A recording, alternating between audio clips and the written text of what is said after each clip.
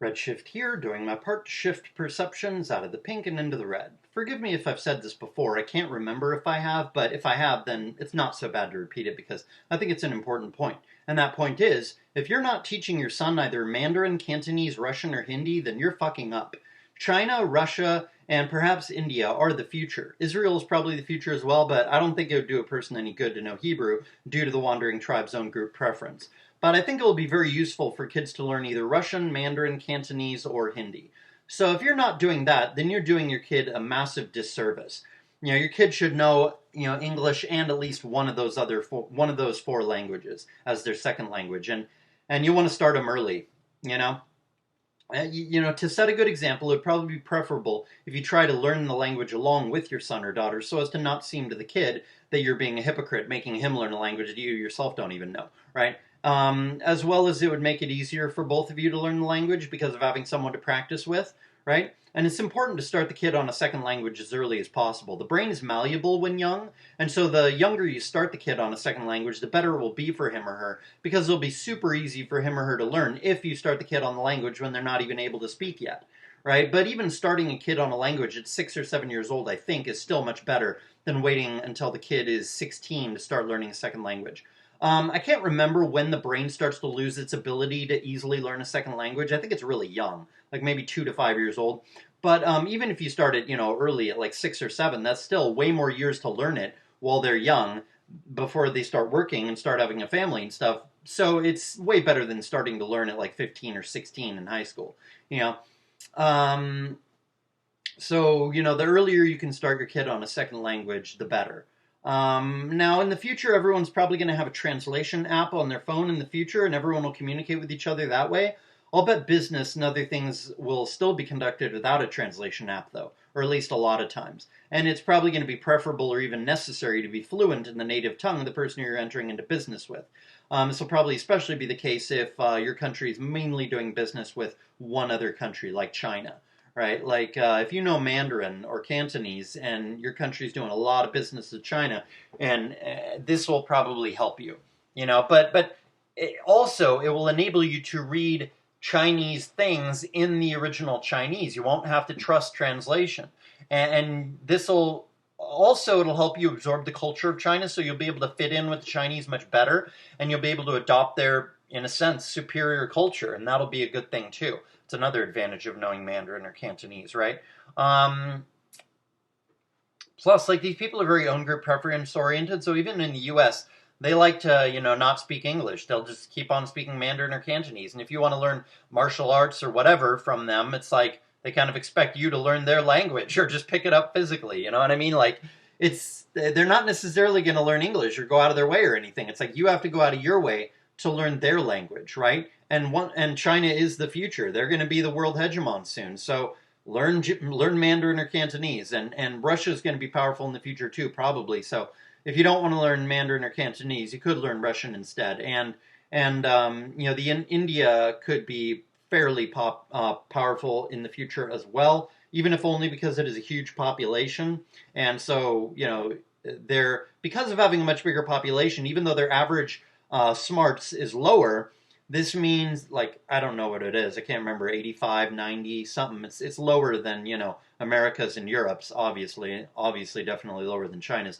But, because they have way more people, that means they're probably going to have just as many smart people in their country as us, even though their average smarts is lower of that race, So learning Hindi would probably be good as well, although probably Mandarin or Cantonese is best to learn. Probably Mandarin, because Mandarin is more popular in China than Cantonese.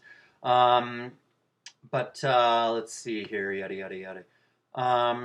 Right, and everyone should know another language for another reason as well, which is that it helps you think and perceive in other ways. And if you learn another language that functions differently than English, especially very differently, like Mandarin or Thai, which have diphthongs, or however you pronounce that word, where it's like a word means a different word depending on how you pronounce it, like, ma, or ma. Right, like, you could say the same thing, ma, but like whether it's a rising tone or a falling tone or a straight tone or like a falling and then rising tone, those are totally different words, right? So if you learn a language like that, which Thai is like that, Mandarin is like that, if you learn a language like that, but interestingly, Japanese, as similar it is to to the Chinese language, it is not a language with diphthongs like that. The rising or falling or whatever, that makes no difference to what the word means in Japanese, which is really interesting. But if you learn a language especially from birth, two languages from birth, like English and Mandarin or Thai, your brain is going to be way more attuned to rises and falls of pitch when people are speaking as well. Not just in that language, but in any language. So it'll, I think, probably help you with interpersonal skills. It would probably make it easier for you to pick up on emotional cues from the way people are speaking and stuff. Some people are good at that, some people are bad at it, but it's probably one of those things that, like, the better you are at it, it's like you can never be too good at that kind of thing. Especially because, like, if people are really good liars, you got to be really astute to pick up on the tiny, tiny, tiny things that might indicate that this really good liar is lying. Right? Now, if someone's a bad liar, it might be pretty easy to pick up on the fact that they're lying, right? But if they're a really good liar, if you're super astute at noticing language and stuff and body language as well, then it's going to help you detect when they're lying. So having your brain more sharply wired in this way by knowing both a non-diphthong language like English and a diphthong language like Mandarin or Thai, this can probably help you detect when people are lying or when they're angry and they're trying to hide it and they're doing a good job, etc. Like, this can be useful, I think. Plus, I think it just gets your brain more like, the more things you learn, the more your brain is, like, trained in different ways. So I think it makes your brain more versatile, right? Like, they say people get better grades in school if they also take music classes. Although that could be a self-selection thing, like, smarter people are naturally more able to take music classes, so they take music classes because they're smarter, and that's why they succeed in music, because they're already smarter. So maybe it's not the music making them smarter. But they seem to say, in the media, they say that, taking a music class or whatever, ups your IQ or whatever, right? Like, maybe it's true, maybe it's not, but whatever. I think it definitely does sort of expand your mind in a way. I was trying to learn Thai for a very short while. My cousin was trying to learn it because his wife is Thai, and I was trying to learn a little bit with them for a little while. Not very long, but even just learning it for just a short while, trying to learn it, I started noticing when I was speaking in English, I would notice the rising and falling tones of what I was saying in a way that I'd never noticed before. So it can really benefit you and make your mind work differently if you know different languages, right? At least different languages that work differently, right? In that way. Not just diphthongs, but probably other ways as well, like kind of like how English is totally different than Spanish in a sense, because Spanish has, like, endings to words that denote whether it's, like, you who's doing it, or me, or them, or whatever. Like, whether you have an an at the end of the word, or an o, or an e, or an I, or whatever. Like, they mean different things, right? So this like gets your brain working in a kind of different way. And so that can also rewire your brain in a different way also. And I also want to say in this video that if you're not teaching your son a martial art, you're fucking up. Any real martial art is good, even a basic bitch martial art like karate. Even Masaaki Atsumi has said that he's been impressed with certain karate practitioners who come to him to learn Budo Taijutsu and would like to give them a black belt in Budo Taijutsu right away, because he sees how good they are at karate and it's really impressive, right? So even though it's a very inferior art, he's still impressed with their mastery of it, So even inferior arts, which are choppy and crude, like karate, can be very useful and effective and can be trained into a high level where it actually becomes useful as a martial art.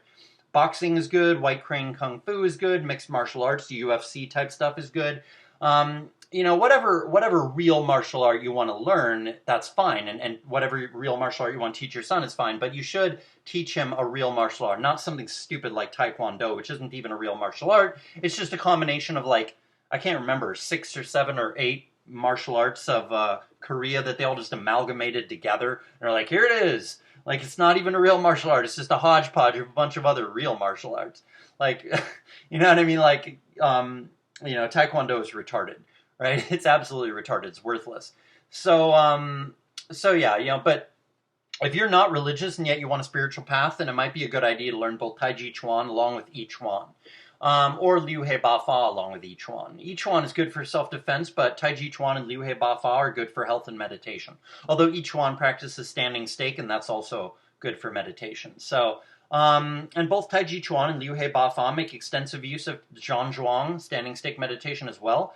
So, you kind of get the same benefits there as well if you practice it, but a lot of Tai Chi Chuan practitioners don't practice standing stake, even though they should, even though it's kind of a traditional practice of Tai Chi Chuan. And you might consider it a form of Qigong, Zhan Zhuang, standing stake meditation, although I don't know that all Qigongs are like that, and maybe you wouldn't even consider it a form of Qigong. Like, I learned the 8 pieces of brocade Qigong, and it was not like standing stake at all. I didn't much like it. I tried it a little bit for a little while, didn't really get much out of it. I liked standing stake and Tai Chi Chuan a lot better. So I didn't do 8 pieces of brocade much, but I did learn it and try it a little bit, but I didn't get a whole lot out of it. So since both I Chuan uses practice of Zhan Zhuang for both health cultivation and cultivation of martial arts ability, and Liu He Ba Fa and Tai Chi Chuan also practice Zhan Zhuang for development of health and martial arts ability, but since it would be difficult or impossible to find someone who can actually use Tai Chi Chuan or Liu He Ba Fa in a real fight, because tons of people these days learn those arts just for health, not self-defense. This means that you should learn Tai Chi Chuan or Liu He Ba Fa just for health, and then learn I Chuan for self-defense. And since they both use Zhan Zhuang, aka standing meditation, and they both use soft, slow movements as well, these 3 arts blend very well with each other. I Chuan, Liu He Ba Fa, and Tai Chi Chuan. Although if you learn Tai Chi Chuan, you really don't need to learn Liu He Ba Fa, and if you learn Liu He Ba Fa, you really don't need to learn Tai Chi Chuan. If you learn I Chuan for martial arts and then learn either Tai Chi Chuan or Liu He Ba Fa for health and meditation, then I Chuan won't interfere with the other art. And if you want to do Liu He Ba Fa for more than just health and relaxation and mental and emotional development by practicing Zhan Zhuang, then you can practice Liu He Ba Fa as a genuine spiritual path by practicing 6 harmonies. The first harmony is mind and body combine, or rather, body and mind combine. Then the second harmony is mind and intent combine. Then the third harmony is intent and chi combine. Then the fourth harmony is chi and spirit combine. And then the fifth harmony is spirit and movement combine. And then the sixth harmony is movement and emptiness combine. This is actually really quite profound. If you've studied Buddhism or have studied or practiced Tai Chi Chuan or Liu He Ba Fa or I Chuan or Qigong or Zhan Zhuang, then I think you can probably see how profound these 6 harmonies are. These 6 harmonies alone are almost certainly enough to keep you occupied for decades trying to accomplish this. Even getting your mind fully immersed in and connected to your body is a huge practice. That's why people practice Zhan Zhuang for an hour or more each day and do so for decades and decades. Because you can always become more in touch with your body, more in control of your body. You can also always get your mind more in control, right? Also, mind and intent are not always in line either. This is something every meditator knows. In the early stages of one-pointedness meditation, you're trying to keep your mind on the object of meditation, but your mind refuses to stay put and wanders off all over the place until eventually it wanders back to the meditation object, maybe 10 or 15 minutes later or something, right? So combining mind and intent is a large practice as well. Even accomplishing the unification of mind and intent would be, in a sense, a pretty significant accomplishment. I mean, maybe not in Buddhist terms, because they have a very, very high aim, but in terms of compared to regular people and their level of mental development, yeah, just unifying mind and intent alone would be a huge accomplishment. Then the third harmony relates to chi. You can use your intent to move chi. I never really got to that point. I could cultivate chi, but I could never use my intent to move it. Although sometimes when I was doing certain things, like maybe focusing on the chakra at the top of my head, which is where Tibetan Buddhism also says there's a bindu.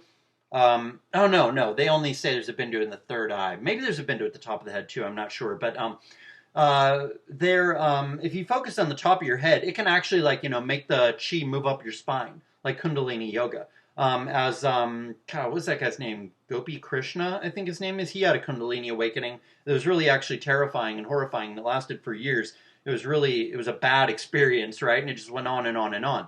But he wrote a book about it, and it was really interesting. I totally recommend reading that book.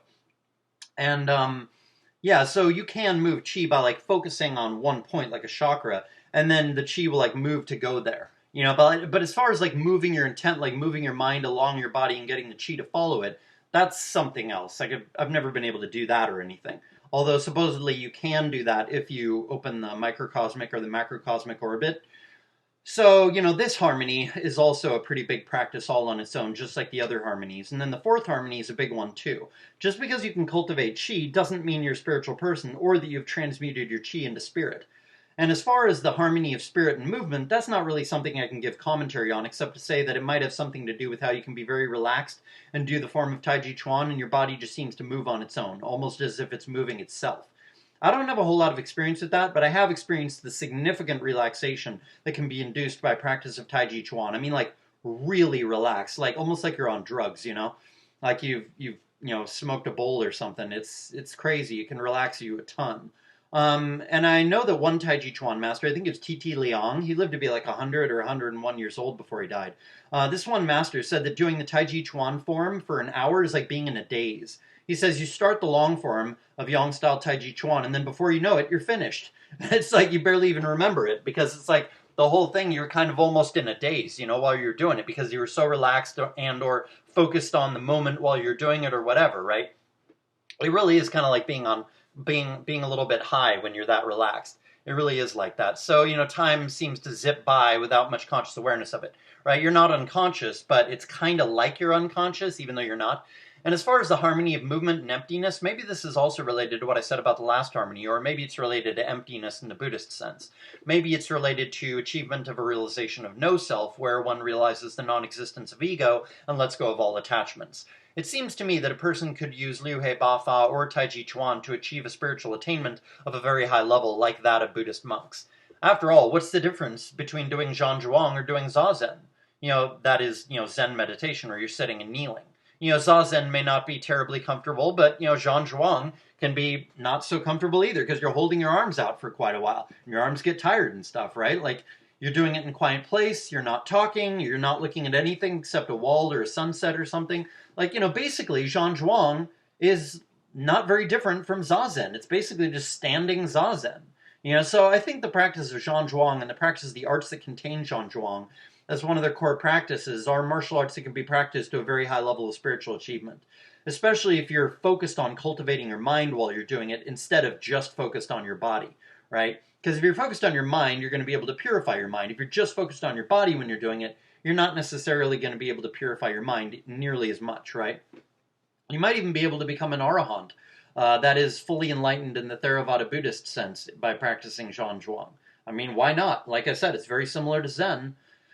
Perhaps these physical, spiritual kinds of arts are ideal for materialists who do not believe in any kind of life after death or supernatural reality. Perhaps these arts provide a viable and high-level spiritual path for these kinds of people. Such a path is probably far more viable than a Western occult path or a synthetic religion path. After all, these kinds of martial arts are connected to Taoism. And Taoism is kind of like Buddhism, but without the metaphysical beliefs.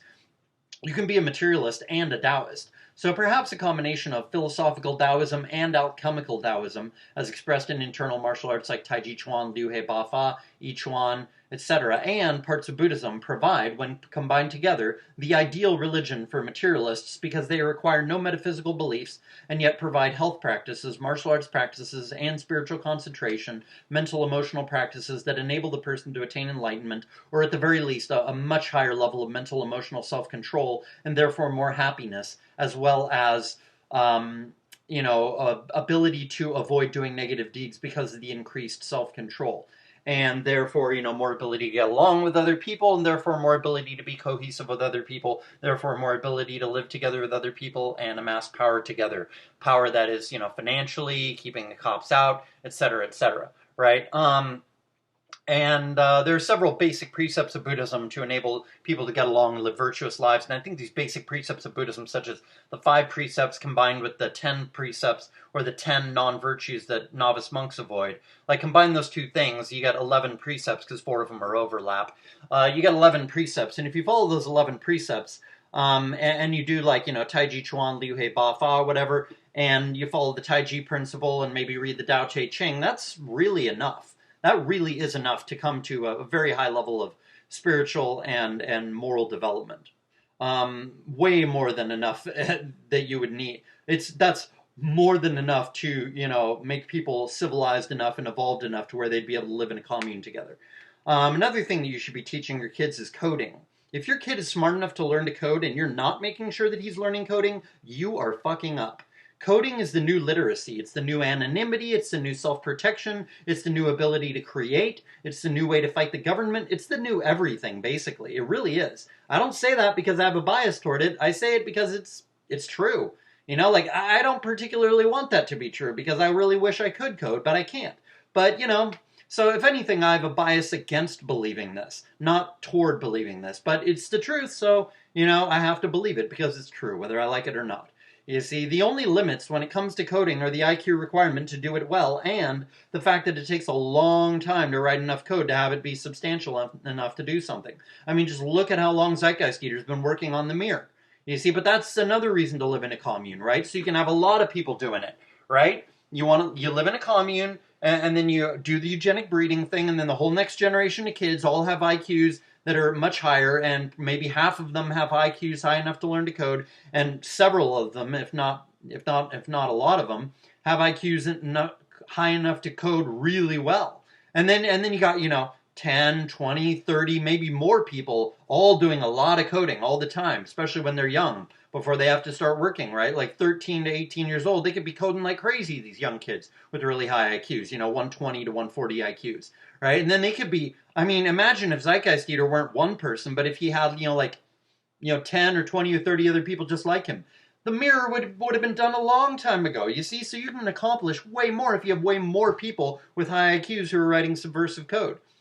As you can't do a whole lot if it's just one person, no matter how smart you are. But if you have a lot of people, you know, it's way better to have, like, instead of one 170 IQ coder working on something, it's way better to have, you know, like 30 or 40 130 IQ coders. Because, yeah, they're not going to be as masterful at coding, but they're probably going to be pretty decent at it with a 130 IQ, considering you only need, I think, a 115 to 120 IQ, or maybe it's a 110 to 115 IQ. Call it a 115 IQ to learn to code. Right? So if you got a 130 IQ, you're going to be pretty decent at coding. You're going to be above average, you know what I mean? Or at least above basic proficiency. So, you know, knowing how to code really well like that, you will be able to do a ton if there's like 30 or 40 of you like that in a commune. And then you can actually accomplish a lot when it comes to coding because you got a lot of people doing it, you know?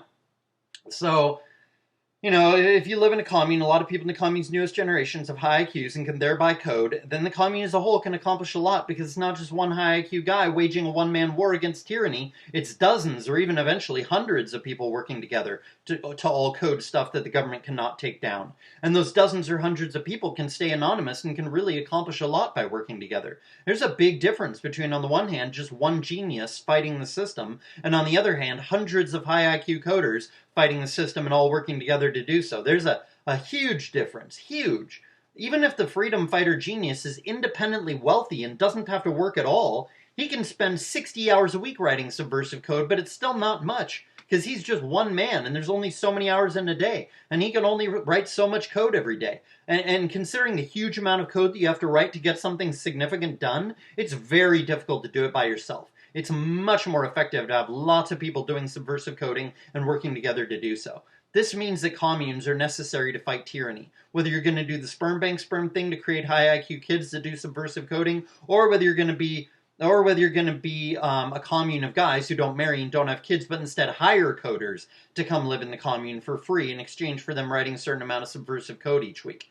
Like you could, you know, take kids who are young, maybe they have a high IQ, but, you know, instead of going to college, they'd like to take you up on their offer to come live in your commune, and like all they got to do is write code for 20 or 30 hours a week, or maybe 30 to 40 hours a week, whatever, and then they get to live there for free, you know? No rent, they don't have to pay for food. When their clothes were out, you buy them new clothes. If they need to see the doctor, you'll pay for that. And then if they want to write more code, you'll pay them.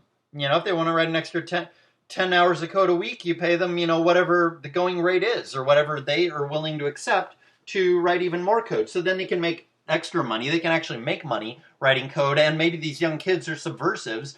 You know, they're smart, and they don't like living at home because their parents are assholes or whatever. So then they go live, you know, in the commune, and they write subversive code for a living, and they get paid extra, as you know, for free to do it, right? And then they're really gratified too. So even though they're probably making a hell of a lot less money than they could by working for Google or Facebook, they're happy to do it because they are fighting the evil enslaving system that they hate, rather than working for the enslaving system by working for Google or Facebook or something. You see? So, you know, I think people need to learn these things. They need to learn Mandarin or Russian or Hindi. They need to learn Yichuan. They need to learn Taiji Chuan or Liu He Ba Fa. You don't have to learn both, just one or the other. Learn either the Taiji form or the Liu He Ba Fa form. They're easy to learn. if you have videos to watch and learn from. Like, you can't really learn it from a book, from pictures. That is just too fucking hard. But if you have videos, like is easily available now on YouTube, you can watch those videos and easily learn how to do it. Ichuan is also easy to learn, although not easy to master, and I really think you do need to be in some kind of community of Ichuan people who are going to help you train, like people to do push hands with and do other things with. So Ichuan's not just Zhan Zhuang, so you really do need other Ichuan people to practice with if you're going to learn martial arts by practicing Ichuan. You should learn to code. Then you teach your son, and if you can't learn to code, you should hire someone or hire to pay for a class so he can learn how to code, right? Like, even if you can't do these things, you should be paying to have your son do these things, learn these things from somebody else. If you have a daughter, you should have her in charm school or some equivalent where she can learn discipline and good manners, or else you are fucking up. If you want your daughter to be happy and be a good prospect for marriage, then all you have to do is teach her to be honest, hardworking, compassionate, frugal, humble, celibate until her wedding night, etc. It's pretty easy. All you got to do if you're a girl is be lucky enough to be born halfway good looking, just a 5 or a 6 in looks, and have a really good moral character, and keep your legs closed until your wedding night. That's it. It is so easy if you're a woman. So easy. So if you're a father, it's actually really easy to raise a good daughter. All you got to do is be really strict with her and teach her, have her do chores and stuff to build her character. Don't let her listen to music or watch TV or watch, movies or anything. Don't let her get corrupted by the world, and just, teach her to be frugal and compassionate and hardworking and honest and celibate. That's it. And then she'll be able to find a good guy and then get married, and then, her life will go well. Especially if she marries someone from a commune or something who has also not been corrupted by the world. Because it's not just girls who are shit these days. Most guys are shit these days, too. They are very low moral character compared to the men of the past. And while it might be a good survival thing to teach a girl acting, it would be bad for her soul, and bad for her chances of staying married, and would therefore be bad for her kids, your grandkids, and be bad for the world because of her ending up harming men by divorce raping them, because of, being less honest, because of you having taught her to be an actress, right? So don't have your daughter take acting classes. You should actively forbid her from taking acting. Women are good enough liars even without acting classes, and so there's no reason to make it worse by teaching her acting. Like, if she wants to take acting in high school, say, hell no, you are not taking acting, right? And teach your daughters to be virtuous, because the greater abundance of human life in the future will make life less valuable, and will thus make people less virtuous, thereby making virtuous people more valuable in the future because they'll be so rare. As virtue disappears, the people who stay virtuous will be a rarity, and they will increase in value because they still are virtuous, unlike most people. A 6 out of 10 daughter will be more like an 8 out of 10 or a 9 out of 10 in the future. Her SMV will be way higher than it should be, because if she's virtuous, because of how rare virtue will be in the future, until the collapse forces a return to virtue. But until the collapse happens and that forces a return to virtue, things will just keep getting worse and worse. And so virtue will become more and more rare. And so virtuous people, especially virtuous women, will be incredibly valuable. Of course, you'll probably need to raise your daughter in a commune to make sure she's not corrupted by the world if you want to raise her to be highly virtuous, but there are other reasons to live in a commune anyway. Greater sense of community, an extremely low rate of divorce, lower property taxes per person due to everyone living on the same plot of land and sharing the property tax. Everybody helping each other out with all kinds of things, everyone helping other people build the buildings on the land so they don't have to pay for the buildings to be built by professionals who charge a lot of money, which allows the commune to save a lot of money because they're building their own houses and stuff. Greater ability to keep other costs low and thus enable everyone to save more money, resulting in there being more money for investments so that everyone can get richer much faster, especially once the commune is taking in a lot of free money, aka passive income, due to having built apartments that are rented out by non-commune members. And finally, to answer Old Man Flappy Nuts' question, which I thought I had already answered, but perhaps I just made a voice note and never got around to turning it into a video.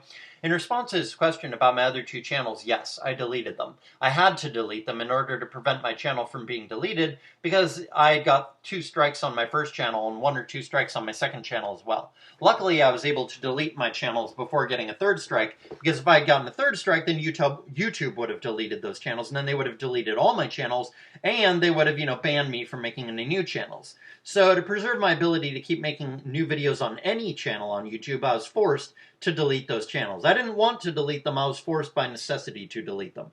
And I'll probably eventually be forced to delete this 3rd channel, and then I'll have to go on to Redshift 4.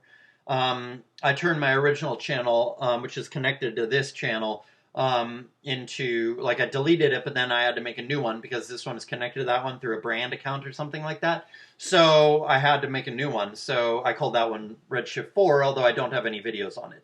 So, yeah, when Redshift 3 has to be deleted, when I have to delete that because I get more strikes or whatever, then I will start putting videos up on Redshift 4, assuming I'm able to delete my third channel quick enough before I get 3 strikes. You see, if I get 3 strikes, boom, I'm gone forever.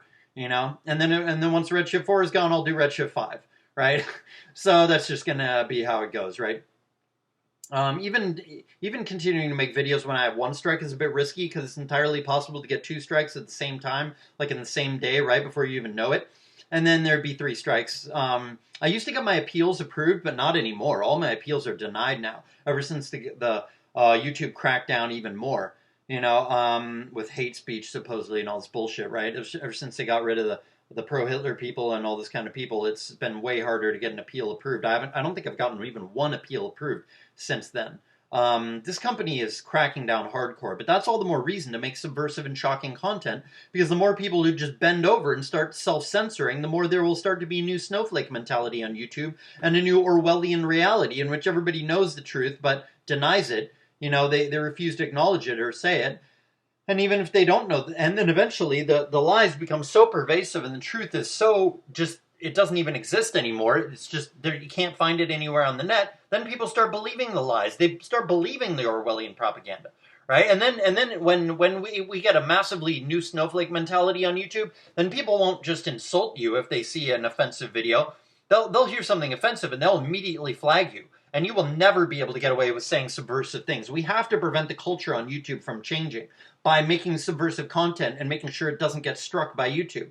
Not pushing back against censorship results in that censorship becoming the new norm, the new culture. And then at that point, we start to basically become as enslaved as the Chinese are. We need to push back against censorship by continuing to make subversive and shocking content so that a new snowflake mentality culture does not arise. And the more we do this, the more YouTube has to over-crack down in order to get us. And then, by doing that, YouTube will end up giving strikes to tons of sheeple who are trying to follow the guidelines. And then those sheeple will get very angry at YouTube and will push back as well. And then either YouTube will have to give up the censorship, or people will start using a new website to view and post videos. And either way, it would be a good thing. I think that's about all I had to say in this video. Hopefully someone got something of enduring value from this video. Points for everyone, because everyone should have an enduring share of what they create and what they are contributing to society, right? Like that's the part about anarcho-communism that I like, the shared ownership, so that no one's getting screwed. Unlike today, where lots of people contribute innovations and other things that have a lasting impact on the world, and yet they only get paid a salary to create those things, even if those things were their own idea and change the world in a huge way. But since they only got paid a salary to do that work and come up with that idea, and they had to take a salary just to financially survive, they didn't have enough money to sit back and go, no, I want points. So they had to take a salary, so then they got screwed. It doesn't necessarily, just because they took a salary doesn't mean that, and didn't demand points for their idea. That doesn't mean that, like, they didn't believe in their idea, right? They were forced because of, I don't want to say poverty, but, everybody is poorer because of XXers being in the workforce. So, it's true that everybody's poor in that sense.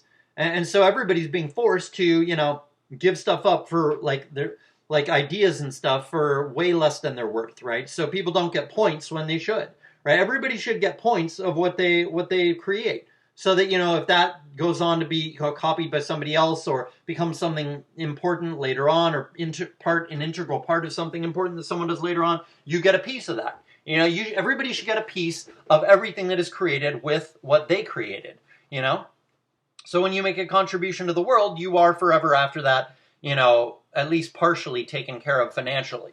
And why shouldn't you be? You should be at least partially financially taken care of for the rest of your life if you provide something of value to the world that changes the world and has a massive benefit to the world, I hope we eventually get a world where everyone lives on a freemium system so they cannot be forced to sell their effort or ideas for less than they're worth just to avoid starvation.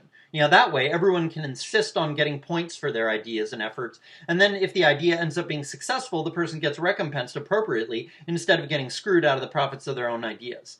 Although, look at it this way, like who would run a freemium system and who's going to pay for it and all that, right? Like instead of having a freemium system, it's probably better just to have anarcho-capitalism, and then everybody owns land and there's no property taxes, so whatever land you own can't be stolen from you because of not paying taxes or something. So then, everybody forever has a certain amount of land, and then the more you work and save up money, you can eventually buy land from other people. And then you can, get more land. And then eventually, and then, that's your land forever or whatever, pass it down to your kids and all that, right? And then you can grow your own food on that land. And then even as, like, the population, because you have a wife, and then you have, like, 4 kids, and then they each have 4 kids, you can all keep living on the same land. And the richer you get, and yeah, you'd have to live really cramped for a while, maybe even a couple generations, but then eventually you'd be able to save enough money, especially if you're doing eugenic sperm bank sperm breeding for half your kids. The IQs are going to go up, and then you're making even more money because of that. And then you eventually have enough money to build like a several-story house or a several-story building of some kind, and maybe it goes in deep into the ground as well. And then you have like all this, living space you didn't have before without having to buy more land. And if it's like 5 or 6 stories, you could have like 3 or 4 stories being used for housing, and then like either the basement levels, there could be 3 or 4 or 5 or 6 basement levels.